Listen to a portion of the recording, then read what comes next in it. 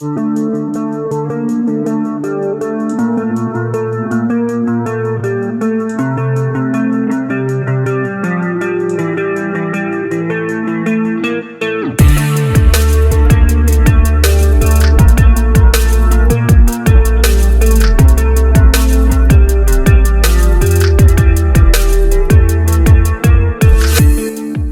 हमारे साथ मौजूद हैं फ़िज़ा नूर सैलून की CEO मैडम फ़िज़ा नूर। हम इनसे बात करेंगे। अस्सलाम वालेकुम मैडम। जी वालेकुम अस्सलाम। कैसी हैं आप? अल्लाह का शुक्र। आप तो बिलोंग करती हैं मीडिया से, आपने काफ़ी देर मीडिया में काम किया, लेकिन बाद में फिर ऐसा क्या ख्याल आया कि आपको ये चीज़ बेहतर लगी कि मुझे यहाँ पे वर्किंग करनी चाहिए as a beautician? As a media person I realise कि ये टफ़ काम है। आप अपनी जब मीडिया वॉज द टफ, आप सुबह 9 बजे जाते हैं, आपकी वापसी की कोई कमिटमेंट नहीं है। और व्हेन यू आर सिंगल तो आपके लिए चीज़ें थोड़ी नॉर्मल होती हैं। स्टार्ट मैंने जियो से लिया था, देन मैंने उसके बाद प्रिंट मीडिया में मैंने ज्वाइन किया, थोड़ा टाइम मैंने वहाँ पे काम किया, और फिर मैंने लाहौर का एक लोकल चैनल है वहाँ पे मैंने 8 to 9 ईयर्स जो है सर्व किया। देन अभी एक मैं गवर्नमेंट सेक्टर के साथ होती हूँ, नेम मेंशन करना आई थिंक ज़रूरी नहीं है। अभी मैं गवर्नमेंट सेक्टर के साथ हूँ, वहाँ पे मैं उनका सोशल मीडिया देख रही हूँ, और देन मैं साथ में अपना बिज़नेस रन कर रही हूँ। और अल्हम्दुलिल्लाह मीडिया में ये है कि टफेस्ट जॉब है, और मुझे ये लगता है कि जब तक आप एक नौकरी का, एक काम का हक अदा नहीं कर सकते ना, तो आप उसको छोड़ दें। ठीक है। आपने मैडम ये बिजनेस कितने से शुरू किया था? जो लोग चाहते हैं कि हम लोग इस काम में आएँ, जो अच्छा, नौजवान लड़कियां चाहती हैं, आप मेरे पीछे टैक्स की टीमें डलवाएंगे, आप नैब को मेरे पीछे लगाएंगे। मैंने जब ये स्टार्ट किया था, मेरे साथ एक गुड लक ये थी कि मुझे अपनी बिल्डिंग के इंटीरियर पे कुछ खास नहीं था इन्वेस्ट करना पड़ा। बिल्डिंग मेरी बहुत अच्छी थी, अंदर लाइटिंग और प्रॉपर मेरे पास रूफ वर्क हुआ था। बाकी जितना आपको मेंटेनेंस पे पैसे लगाने पड़ते हैं वो नहीं था। मैंने एक छोटा सा सेटअप स्टार्ट किया, और उस छोटे से सेटअप्स में भी मेरे ख्याल में मैंने 50 लाख रुपया मैंने लगाया था।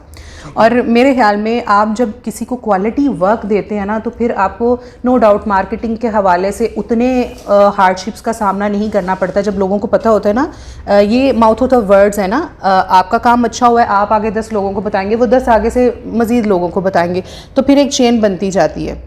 अगर आप ये कहो, मैंने इस तबके में, इस प्रोफेशन में अफसोस की बात जो मैंने पर्सनली ऑब्ज़र्व की, मैं किसी की दिल आज़ारी नहीं करना चाहूँगी, लेकिन यहाँ पर जो सबसे बैकवर्ड चीज़ थी डेट वाज कि इस फील्ड में हैं पढ़े लिखे लोग, लेकिन नॉर्मली हमारे घरों में ये बच्ची पढ़ाई में अच्छी नहीं चल रही, चलो इसको ना सैलून का सिखा देते हैं, कल को किसी की मोहताजी नहीं काटेगी, हाथ में कोई हुनर तो होगा।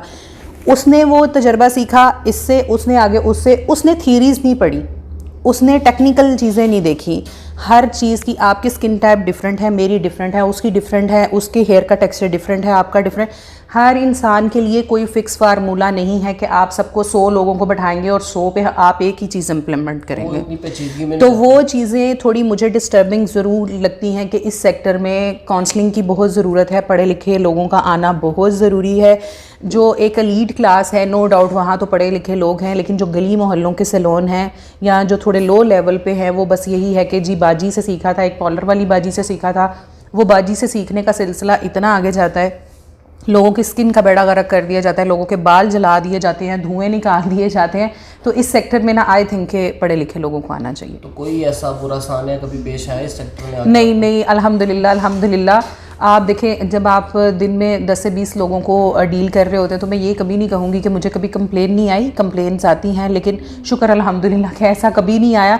मैं क्लाइंट्स मिल के आते हैं तो वो मुझे बताते हैं जी फ़लाँ सैलून से कराया था, धुएँ निकल गए, आग लग गई, ये हो गया वो हो गया। लेकिन अल्हम्दुलिल्लाह जब आप चीज़ों को टेक्निकली समझ रहे हैं, आप लोगों के बालों का टेक्सचर देख रहे हैं, स्किन का टेक्सचर देख रहे हैं, और उसके अकॉर्डिंगली ट्रीटमेंट दे रहे हैं, जब आपको खुद पता है कि how to deal the things, तो फिर मसले नहीं पैदा होते। अच्छा मैडम, आपका सैलून क्या क्या चीज़ें ऑफर कर रहा है? हम यहाँ पे हेयर के सारे ट्रीटमेंट्स देते हैं। हम हेयर में केराटिन है, एक्सटेंसो है, रिबॉन्डिंग है, केराटॉक्स है, बोटॉक्स है।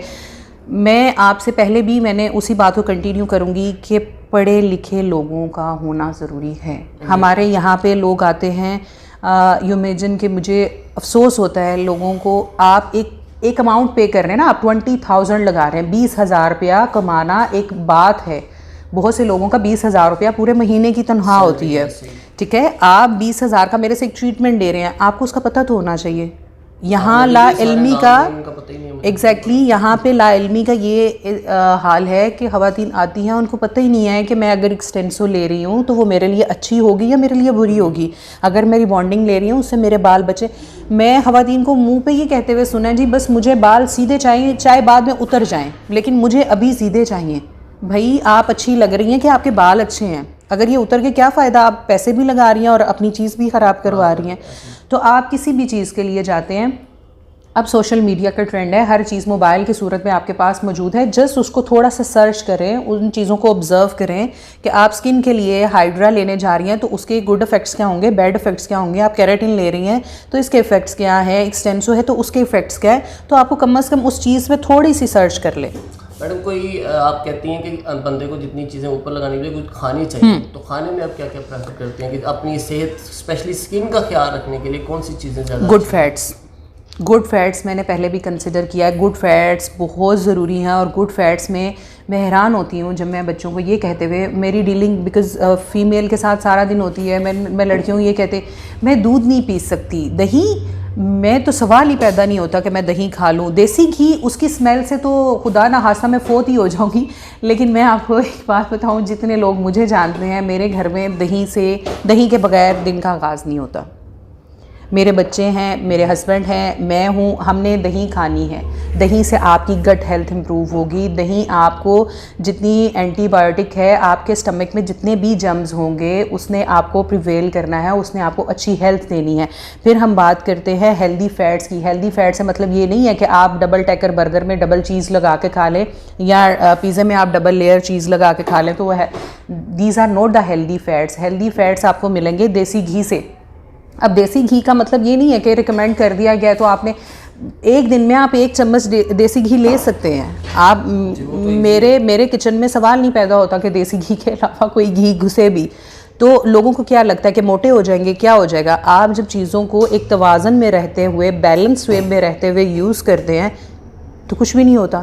लोगों को लगता है कि इट्स अ लाइफस्टाइल, कि दूध पीना इज़ अ पेंडू थिंग और मक्खन खाना इज़ अ पेंडू थिंग, देसी घी खाना इज़ अ पेंडू thing. These are not the पेंडू thing, these are the healthy options. तो हम ना मॉडर्निज्म के चक्कर में ना हमने अपने बच्चों को उन चीज़ों से बहुत दूर कर दिया है। तो आपकी डाइट जो है वो अच्छी होनी बहुत ज़रूरी है। आखिर पे अपने नाज़रीन के लिए एक पैगाम। मैं यही कहूँगी कि जैसे मैंने पहले भी मेंशन किया था, बहुत टाइम पहले मैंने एक जगह पे एक it's a kind of joke कि एक खतून ने किसी शादी पे जाना था, तो उसको लगा कि मेरी स्किन जो कलर है वो अच्छा नहीं है, तो मुझे इसको क्विकली ठीक करना है, फेयर करना है। तो उसने कोई फार्मूला क्रीम्स यूज़ कर ली। अब शादी पे हर कोई पूछ रहा है, बाजी आज तो बड़ी चिट्टी लग रही है, बाजी रंग तो बड़ा सोना लग रहा है। तो बाजी ने क्या कहा कि पूछा किसी खतून ने क्या यूज़ कर रही हो, तो उसने कहा कि जी आजकल ना मैं 5 नमाज़ां पढ़ रही हूँ। तो साथ बैठी हुई एक खतून मेरे जैसी थी, बादशाह तो उसने कहा ये 5 नमाज़ें जो आपने पढ़ी है ना, तो अगर आप तहज्जुद भी पढ़ लेती तो आपकी गर्दन भी साफ़ हो जाती। तो मैं यही कहूँगी कि आप जो भी चीज़ इस्तेमाल करते हैं उसको नॉलेज के साथ इस्तेमाल करें। नाज़रीन, इसके साथ ही मुझे और फ़िज़ा को दीजिए इजाज़त। अल्लाह हाफ़िज़।